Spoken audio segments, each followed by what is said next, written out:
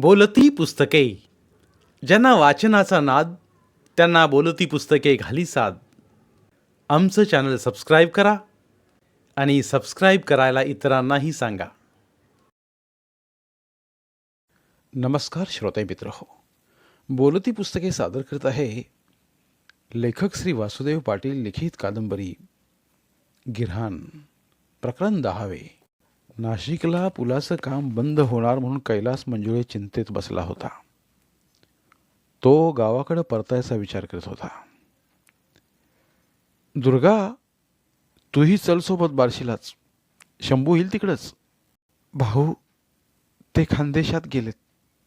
महिना उलटला, ते आता केव्हाही परततील. मी इथंच दुसरं काम पाहते, त्यांची वाट पाहत. बया, पण इथं तुला दुसरं काम कोणतं मिळेल आणि कुठं राहशील तू? बघते. एवढंच त्रोटक बोलत दुर्गा लहान्या भैरूस घेत उठली. पुलाच्या जवळच पात्रवटाची पालं पडली होती व त्यामागं हाकेच्या अंतरावर टोले जंग इमारतींची रांग. त्या रांगेकडे पाहत दुर्गा आसू भरल्या नयनाने निघाली. मनात विचारांचं भूतभोवरी मोहोळ उठलं होतं. 5-6 दिवसात परतेनच. नाहीच परतलो तरी इथंच वाट पाहत राहा. खानदेशात येऊ नकोस व बार्शीलाही परतू नकोस. हे अखेरचं शंभूचं बोलणं तिला आठवत होतं. शंभू का परतला नाही? काय अडचण असेल? काशीही गौरीही परतले नाहीत. दुर्गेने चालता चालता इमारतीची बंद दारं ठुठावलीत. पण किलकिलती दारं नकार देत जोरानं बंद होऊ लागली. बऱ्याच वेळेनंतर एक दार उघडतं झालंच. ताई, धुणं भांडीचं काम मिळेल का? मी इथंच पुलाच्या बांधकामावर होते, पण आता काम बंद होतंय. लहान पोर आहे, कामाची नड आहे.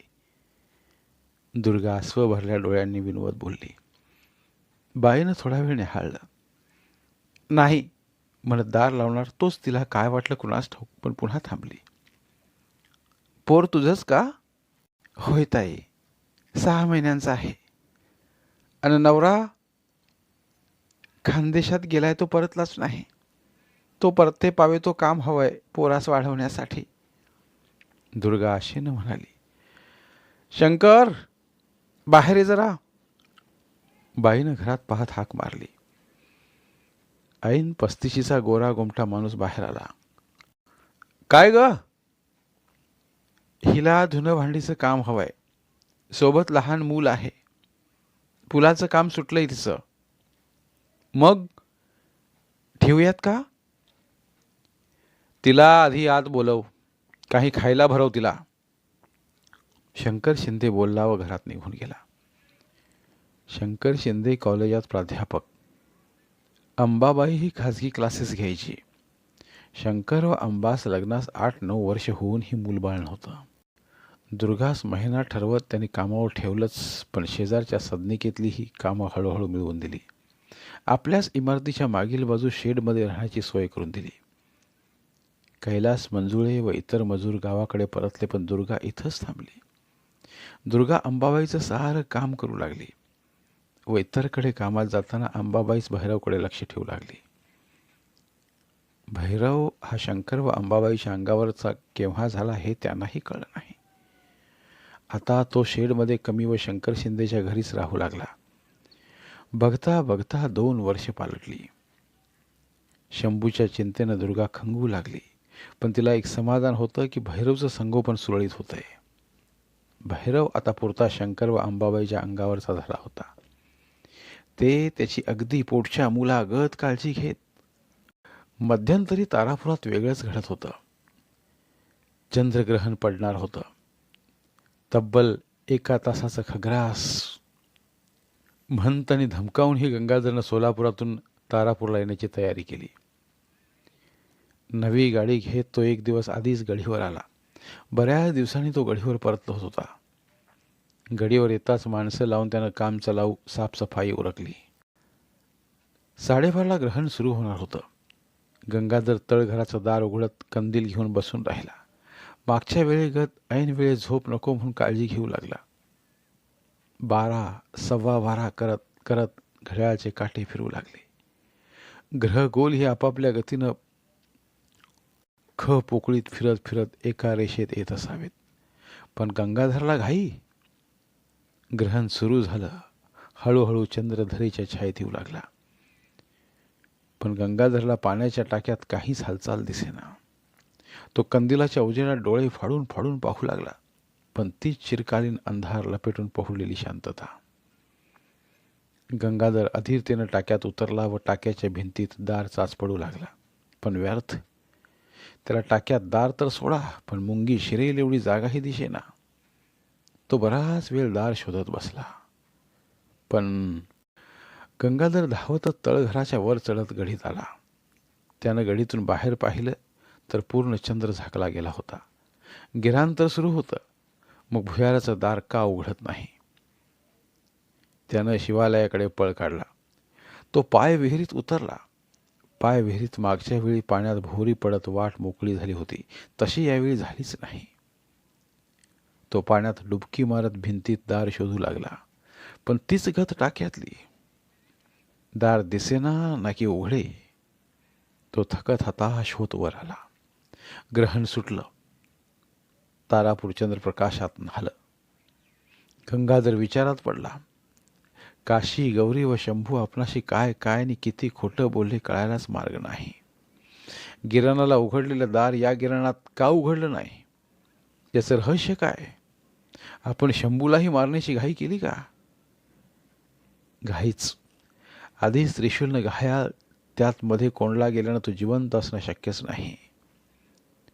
मग आता इथल्या खजान्या पावे तो पोहोचण्याचं राज कोण सांगेल आपणास? अनेक मार्ग त्याच्या नजरेसमोर तरळला. दुर्गा. गंगाधरनं अख्खं बारशी पालतं घातलं, पण दुर्गाचा शोध लागेना.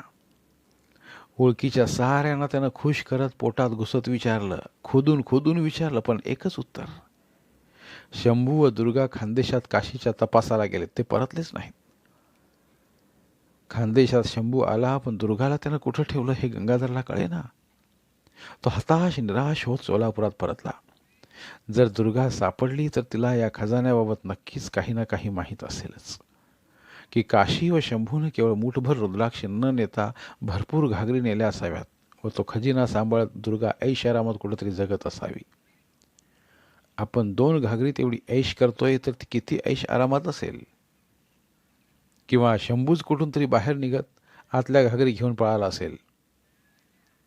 गंगाधर आता फक्त ऐश आरामाचा विचारच करत होता.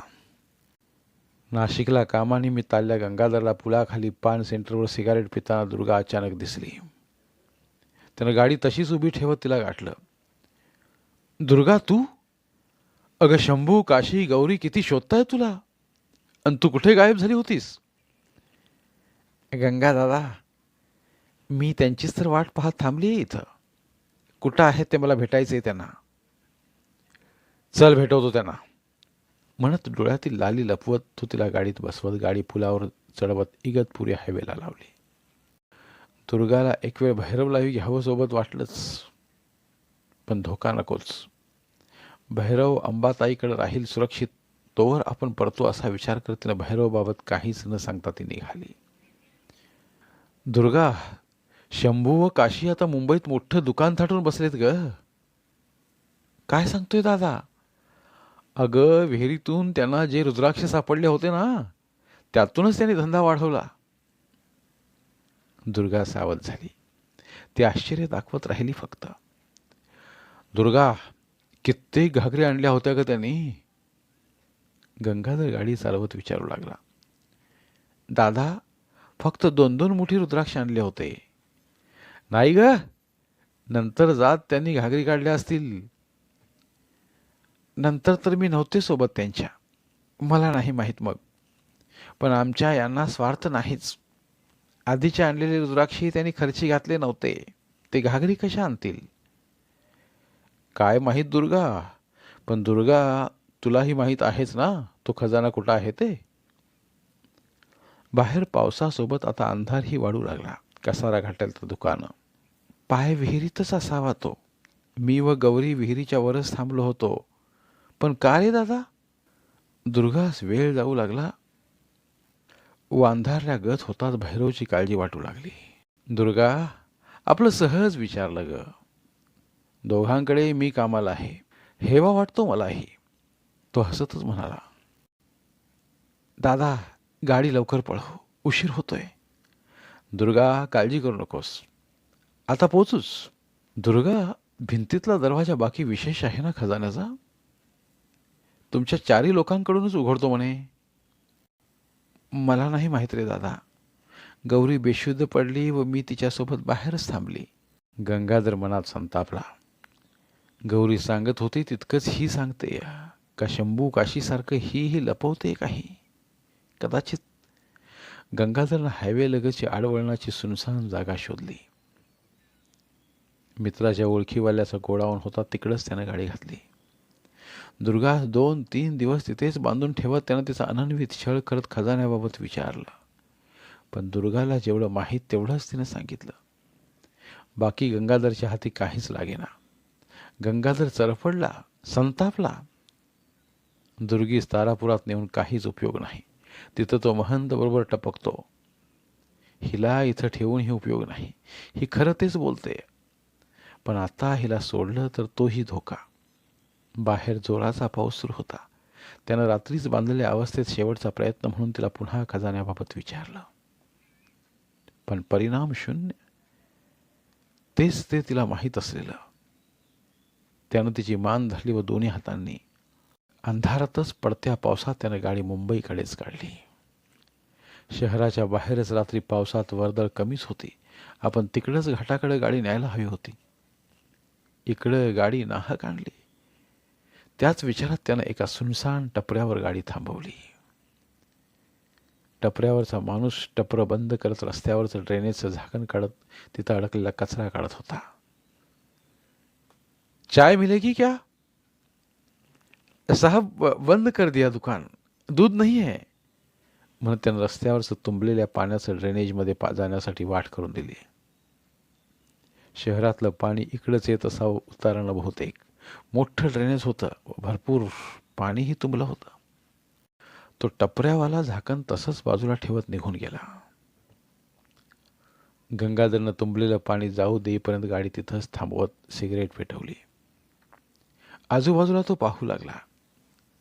हायवे बराच दूर, जागा अडवळणाची, सुनसान. रस्त्यावरचं पाणी अजूनही गोल गोल भोवरा करतच होतं. कमी होत असलं तरी ड्रेनेजच्या तोंडाजवळ बराच फ्लो होता. पाणी कमी होऊ लागलं तशी गाडी गंगाधरनं पुढं सरकवली. आता ड्रेनेजच्या उघड्या तोंडाजवळ त्यानं गाडी लावली. आजूबाजूला कानोसा घेतला. पडणारा पाऊस, शांतता भेदणारा अंधार, सासूल घेणारा वारा, बस बाकी कोणीच नाही. त्यानं हळूच डिक्की उघडली. पोतडं उचललं व ड्रेनेजच्या तोंडात सोडलं. ढुबुक भुड टुबाक आवाज आला. मोठ्या ड्रेनेजच्या प्रवाहास पोतडं लागलं असावं. मान मुरगाळलेली दुर्गा अरबी समुद्रात झेपावू लागली. ड्रेनेजच्या आतल्या प्रवाहासोबत शंभूची वाट पाहत भैरवला मागे टाकत दुर्गा निघाली अनंताच्या प्रवासाला. हाक ना बोंब. दुर्गे, तुला खजान्याचा दरवाजा उघडता आला असता तर मी तुला नरकाच्या दारात पाठवलं नसतं ग. गंगाधरला तर खाया पिया कुछ नाही, गिलास थोडा 12 आणा हीच गत. हाती काहीच लागलं नाही, पण 3 दिवसाची खोटी. मात्र आता शंभू व काशीचा तपास करायला कोणी येणार नाही हे त्यात बरं. त्यानं झाकण उचललं व ड्रेनेजवर ठेवलं व हात धुत गाडी काढली. नाशिकला इतर घरी कामाला गेलेली दुर्गा रात्र झाली तरी परतलीच नाही. शंकर अंबा भैरवला घेत तपास करू लागली. 2 दिवस शोधाशोध करून ही दुर्गा भेटली नाही म्हणून त्याने मिसिंग केस नोंदवली. सोबतच्या भैरवबाबत मात्र त्याने काहीच न बोलणं पसंत केलं.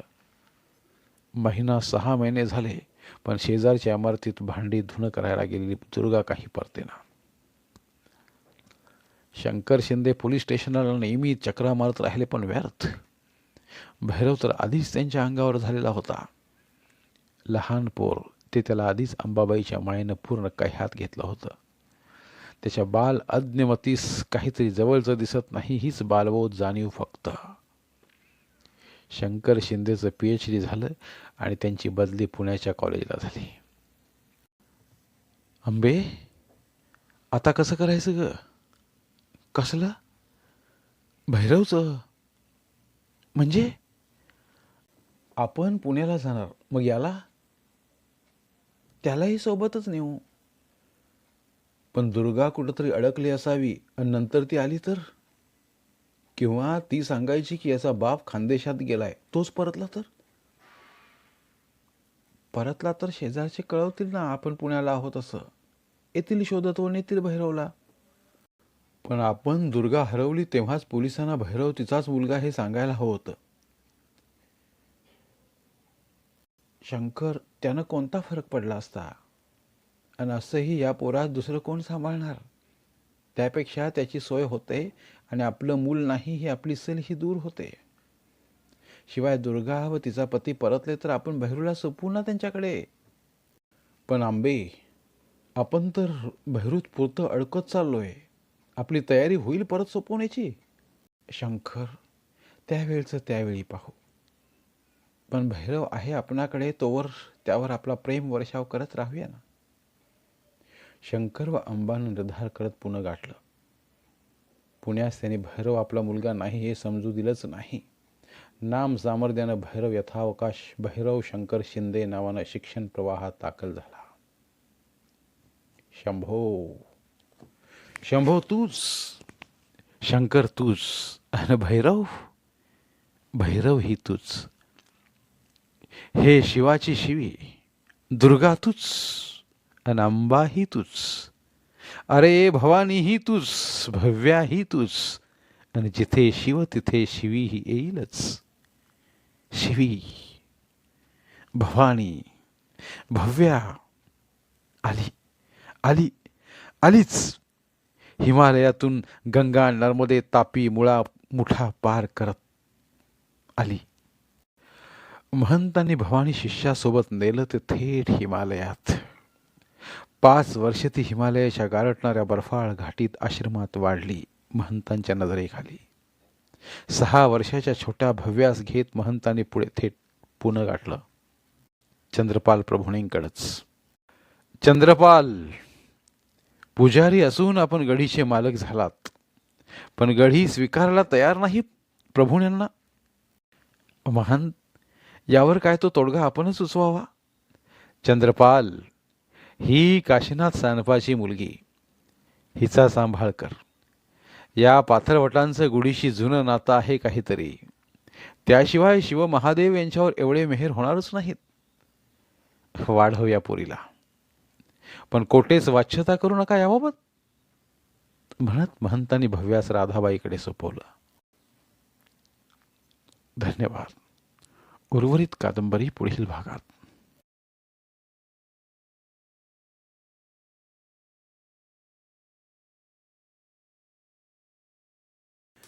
धन्यवाद. प्रिय श्रोते मित्र हो, आपल्यासाठी एक आवाहन. आमच्या चॅनलच्या प्लेलिस्ट विभागात तुमच्यासाठी शेकडो कादंबऱ्यांचे ऑडिओ बुक्स उपलब्ध आहेत. तिथे प्रत्येक कादंबरीचे सर्व भाग एकत्रित मिळतील.